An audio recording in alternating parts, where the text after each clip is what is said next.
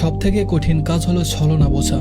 মানুষ হাতে হাত রেখে ছলনা করে, বুকে জড়িয়ে ধরে ছলনা করে, চোখে চোখ রেখে ছলনা করে, ভালোবাসি বলতে বলতে ছলনা করে।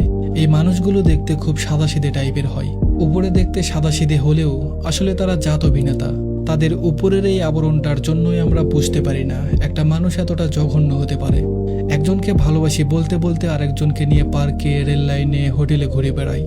তাদের এসব নিজের চোখে দেখার পরেও নিজের চোখকেই বিশ্বাস করতে পারবেন না।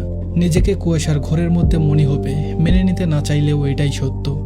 যখন এসব নিয়ে কথা বলতে যাবেন তার সাথে, তখন নিজেই সব থেকে বেশি খারাপ থাকবেন। কারণ আপনার সাথে ঝগড়া হলে তার মন খারাপ ভালো করার জন্য আরো 2-4 জন আছে, কিন্তু আপনার মন ভালো করার জন্য আপনার কাছে শুধু সেই ছিল। আপনি সব জেনে শুনে মেনে নিয়ে ঠিক করতে চাইলেও কোনো কিছু আর আগের মতো ঠিক হবে না। আমাদের গ্রামের লোকমুখে এখনো একটা কথা প্রচলিত আছে, যতই ঘি দিয়ে ডলো, কুত্তার লেজ কখনো সোজা হয় না। ঠিক সেটাই, আপনি সবকিছু ঠিক করে নিতে চাইলেও কোনো কিছুই আর ঠিক হয় না। তারপর একটা সময় পর ঠিকানা পরিবর্তন করে ফেলে। আপনি চাইলেও তার সাথে আর যোগাযোগ করতে পারেন না। তার সাথে একটু কথা বলার তৃষ্ণায় রোজ পুরে ছারখার হবেন, কিন্তু তার কিছু যাবে আসবে না। মাসের পর মাস যাবে, বছর কেটে যাবে, কিন্তু সে ভুলেও জানতে আসবে না আপনি কেমন আছেন, কেমন করে সহ্য করছেন তার দেওয়া বিরহ বিচ্ছেদের যন্ত্রণা। তার দেওয়া বিরহ বিচ্ছেদের আগুনে পুড়তে পুড়তে অনেকটা সময় পর বুঝতে পারবেন আসলে নিজের ভালো নিজেকেই রাখতে হয়। কারো উপরে নির্ভর হয়ে থাকলে শুধু জ্বলে পুড়ে ছারখার হতে হয়।